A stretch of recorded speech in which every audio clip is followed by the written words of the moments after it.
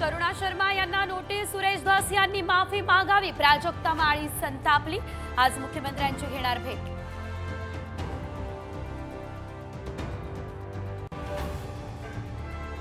बीडमधील सरपंच हत्या प्रकरणी फरार आरोपींची संपत्ती जप्त करा, बंदुकीसोबत ज्यांचे फोटो समोर आले त्यांचे परवाने रद्द करा, मुख्यमंत्री देवेंद्र फडणवीस यांचे आदेश।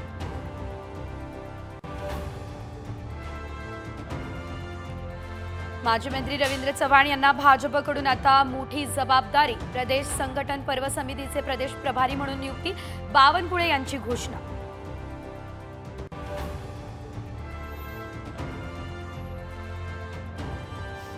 मुंबई आणि उपनगरांमध्ये प्रदूषणानं गाठलं टोक, सर्वत्र धुक्याचं साम्राज्य, हवा प्रदूषित केल्यास 20 लाखांपर्यंत दंड, MMRDA आक्रमक।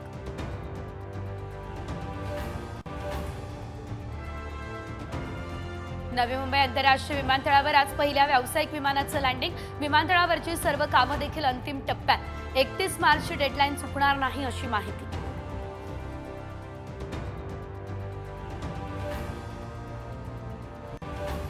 वर्षाचा शेवटचा वीकेंड, सेलिब्रेशनसाठी कोकण, थंड हवेच्या ठिकाणी पर्यटकांची गर्दी, देवदर्शनासाठी भाविकांच्या रांगा।